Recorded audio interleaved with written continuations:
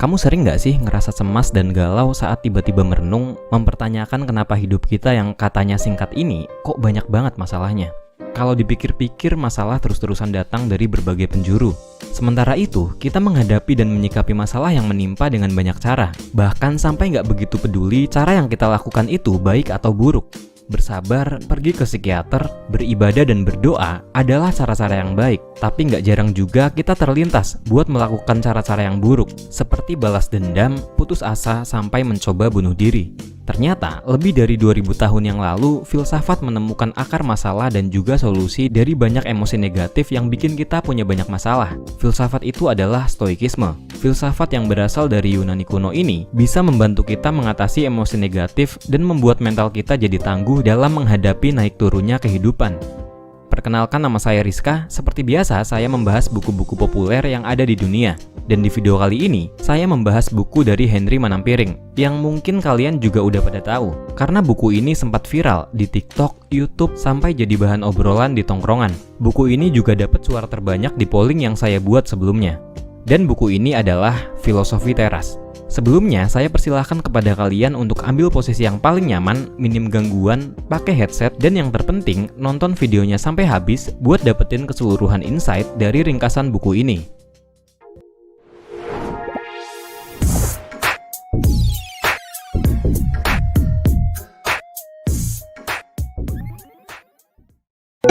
Tantangan hidup akan selalu ada.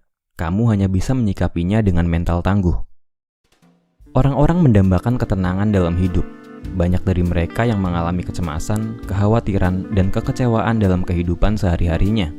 Filosofi Teras memang gak memberikan rahasia untuk menghilangkan semua kesulitan dan tantangan hidup, tapi justru menawarkan cara mengembangkan mental tangguh dan bersikap tenang, tentunya untuk menghadapi semua kesulitan dan tantangan dalam hidup kita. Dari buku ini, kamu akan mempelajari tentang pengertian filosofi teras dan relevansinya dengan kehidupan zaman sekarang. Hal-hal menarik yang akan kamu pelajari dari buku ini antara lain, apa yang dimaksud dengan filosofi teras dan bagaimana relevansinya di masa kini. Bagaimana cara hidup selaras dengan alam, apa itu dikotomi kendali, bagaimana mengendalikan interpretasi terhadap kejadian-kejadian di hidupmu, dan bagaimana cara memperkuat mental. Filsafat purba dari 2000 tahun lalu tapi masih relevan dengan masa kini. Filosofi teras berasal dari seorang filsuf bernama Zeno. Kira-kira 300 tahun sebelum Masehi, kapalnya yang berisi barang dagangan mahal karam dan dia terdampar di Athena. Di sana dia mengenal filsafat dari seorang guru bernama Krates. Dari situ, dia mempelajari filsafat lain dan kemudian menyebarkan ilmu ke masyarakat. Dia suka mengajar di sebuah teras berpilar yang dalam bahasa Yunani disebut Stoa. Dari situlah lahir istilah Stoikisme, diterjemahkan menjadi filosofi teras. Dalam filosofi teras, ada dua tujuan yang ingin dicapai. Pertama, hidup bebas dari emosi negatif seperti sedih, marah, cemburu, curiga, baper, dan lain-lain. Ketentraman ini hanya bisa diperoleh dengan memfokuskan diri pada hal-hal yang bisa kamu kendalikan, yaitu emosi negatifmu, bukan faktor eksternal dalam dirimu.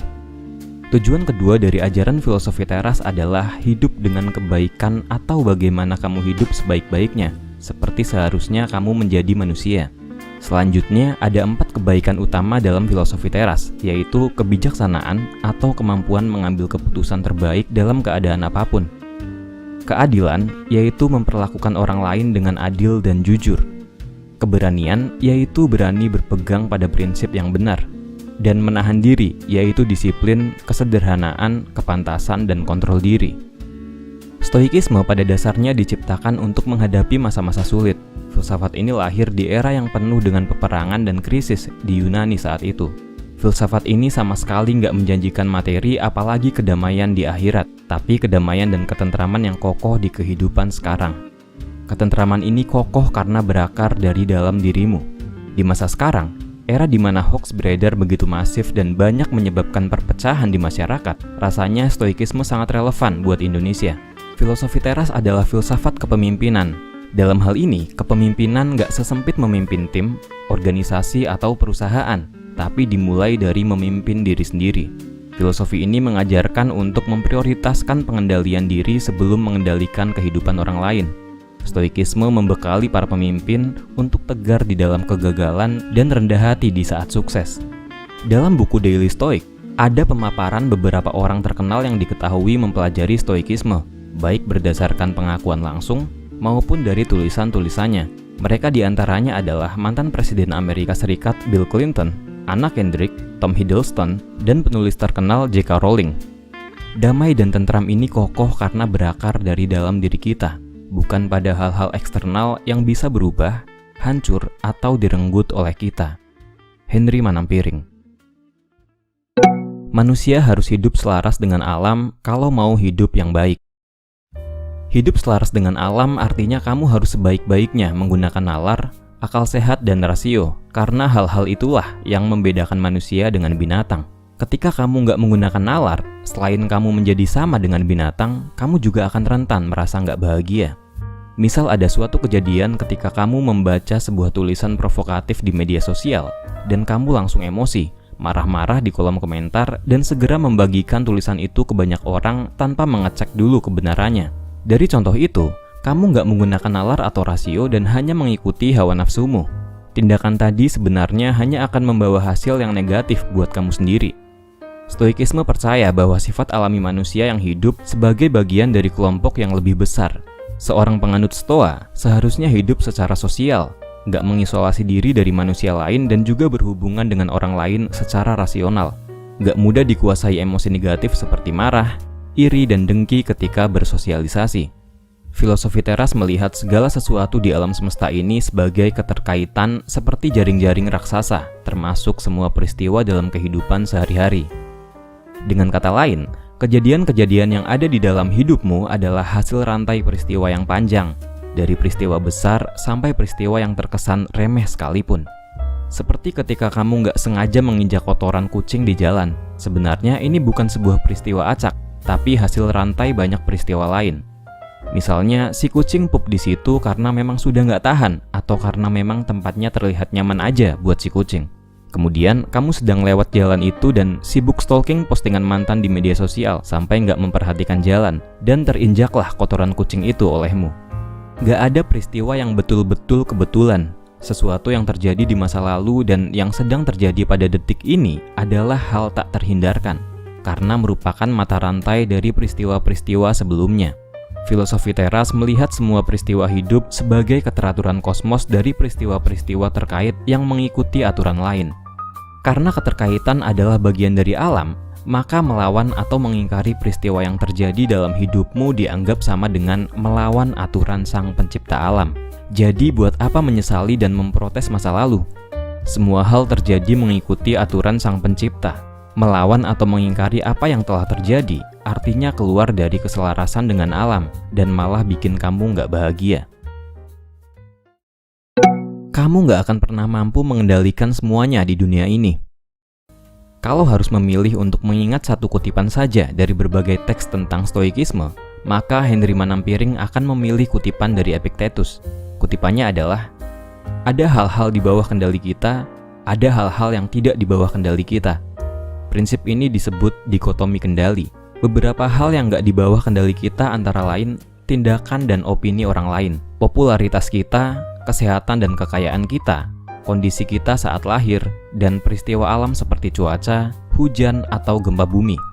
Sedangkan beberapa hal di bawah kendali kita, yaitu pertimbangan, opini atau persepsi kita, keinginan kita, tujuan kita, dan segala sesuatu yang merupakan pikiran dan tindakan kita sendiri.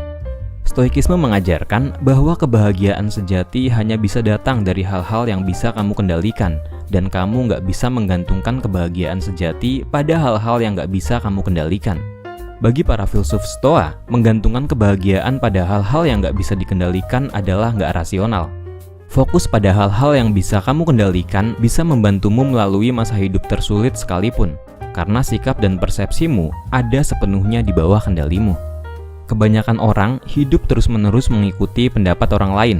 Apa kata orang adalah ucapan yang sering kita dengar. Buat kita masyarakat Indonesia, tekanan dari opini orang lain adalah sesuatu yang nyata dan bahkan dianggap wajar. Misalnya ketika seseorang bekerja, sebenarnya dia nggak cocok bekerja di perusahaan yang sekarang. Tapi karena perusahaan ini terlihat wah di mata orang-orang, akhirnya dia memilih bertahan demi gengsinya. Selanjutnya, kekayaan dalam filosofi teras hanya ukuran kuantitas aset, properti, dan harta benda, gak lebih dari itu. Orang yang lebih kaya, gak secara otomatis kualitasnya sebagai manusia juga lebih baik. Ini bisa membantumu saat diterpa rasa iri melihat kekayaan orang lain. Sebaliknya, kamu juga nggak akan memandang rendah orang lain yang harta bendanya mungkin lebih sedikit dari kamu. Dalam filosofi teras, ada yang lebih nikmat daripada keinginan yang terpenuhi, yaitu tidak adanya keinginan itu sendiri. Ini lebih hebat dari sekedar ikhlas menerima bahwa kamu memiliki, tapi dalam hati masih mengingini. Kamu nggak akan pernah merasa miskin ketika kamu bisa mengenal kata cukup buat dirimu sendiri, bukan buat pendapat orang lain. Setiap kejadian itu netral, yang membuat buruk adalah persepsimu. Dalam filosofi teras, ada pemisahan antara apa yang bisa ditangkap oleh indera kita atau impresi dan interpretasi atas apa yang kamu lihat dan dengar atau representasi. Manusia sering gagal memisahkan keduanya. Seringnya, manusia memberikan interpretasi dari sebuah peristiwa yang dialami, menjadikan sebuah peristiwa tersebut terlihat buruk. Sebenarnya segala keresahan dan kekhawatiran akan suatu hal bersumber dari pikiranmu. Suatu kejadian dipandang buruk ketika persepsimu menyebutnya seperti itu. Misalnya, kamu menganggap peristiwa dipecat itu sebuah kesialan. Dalam hal ini, dipecat adalah impresi, fakta yang bisa ditangkap oleh indera. Dan sial adalah representasi, sudah ada penilaian subjektif. Tapi tenang aja, kamu punya kekuatan buat mengubah pikiran dan persepsi kapanpun kamu mau. Yang harus kamu sadari adalah perasaan susah, khawatir, cemas, iri, dan lain-lain datangnya dari pikiranmu sendiri. Dan kabar baiknya, kamu sebenarnya mampu mengubah pikiranmu tanpa harus mengubah peristiwa eksternal yang terjadi. Filosofi teras berkeyakinan bahwa kamu bukanlah sekoci kecil tak berdayung dan tak berlayar, yang pasrah digoyang kesana-sini saat diterjang badai peristiwa hidup. Kamu bukanlah makhluk pasif yang dibawa senang, sedih, dan marah oleh hal-hal eksternal. Kamu bisa aktif menentukan respon terhadap peristiwa-peristiwa dalam hidupmu. Ketika kamu mengalami suatu kejadian yang kamu anggap buruk, kamu bisa menelusuri persepsi penyebabnya. Selanjutnya, persepsimu bisa didebat, ditentang, dan diubah. Emosi negatif bukan lagi sesuatu yang harus diperangi, tapi bisa diselidiki dan dikendalikan dari sumbernya. Karena emosi negatif adalah nalar yang tersesat. Ada banyak masalah kecil dalam hidup ini yang sebenarnya nggak perlu dibesar-besarkan. Dalam memperkuat mental, filosofi teras punya sebuah tips yang terkesan aneh. Namanya premeditatio malorum, yaitu memikirkan hal-hal negatif yang mungkin terjadi. Terus apa bedanya dengan negative thinking? Dalam premeditatio malorum, kamu bisa mengenali peristiwa di luar kendali dan memilih bersikap rasional. Ini mirip dengan cara kerja imunisasi. Dalam imunisasi, kamu memasukkan kuman yang sudah dilemahkan sehingga sistem kekebalanmu nantinya bisa mempersiapkan diri melawan kuman yang sesungguhnya. Dengan membayangkan kemungkinan-kemungkinan buruk yang mungkin terjadi, kamu sedang mempersiapkan kekebalan mental untuk menghadapinya kalau memang terjadi. Tips selanjutnya buat punya mental yang kuat adalah nggak membesar-besarkan masalah dan segera fokus pada apa yang bisa dilakukan. Hidup memang dipenuhi hal-hal nggak menyenangkan, dan sayangnya, mau nggak mau, suka atau nggak suka, kamu harus menerima fakta itu. Dan sayangnya lagi, jumlah kejadian nggak enak dalam hidup jauh lebih banyak dari yang enak. Misalnya kemacetan, antrian panjang, dosen yang ngasih nilai seenaknya, tukang bully di sosmed, dan lain-lain. Seringkali, banyak masalah kecil yang nggak perlu dicari solusinya, cukup dihindari. Kamu nggak perlu memberikan waktu yang lebih banyak dari selayaknya cuma buat hal-hal remeh. Daripada menggerutu dalam hati dan marah-marah, lebih baik dipikirkan dulu, apakah nggak rugi kalau kamu menghabiskan waktu, pikiran, emosi, dan kebahagiaanmu cuma buat memusingkan hal-hal yang nggak sepadan. Ada satu lagi formula dari filosofi teras untuk penguatan, yaitu mencintai nasib yang telah terjadi dan sedang terjadi saat ini, disebut sebagai amor fati. Coba renungkan hidupmu sekarang ini. Gak ada yang bisa menghentikanmu memutuskan untuk mencintai hidupmu saat ini, hari ini, dan detik ini. Masa lalu sudah masuk kategori di luar kendali. Masa lalu sudah mati semati-matinya.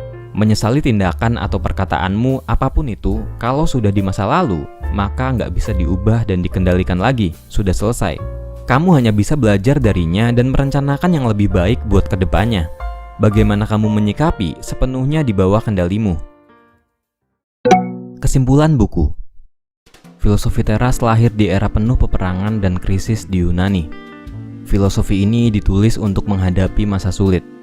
Di era di mana hoax beredar yang menyebabkan perpecahan, filosofi ini relevan buat keadaan Indonesia saat ini. Melawan atau mengingkari apa yang terjadi artinya kamu keluar dari keselarasan dengan alam dan bisa menyebabkan kamu nggak bahagia. Ada hal-hal yang bisa kamu kendalikan, ada juga hal-hal yang nggak bisa kamu kendalikan. Semua peristiwa itu sebenarnya netral. Yang membuatnya jadi negatif atau positif adalah persepsimu sendiri. Jangan suka membesar-besarkan masalah. Segera fokus pada hal yang bisa kamu lakukan. Masalah kecil biasanya cukup dihindari saja.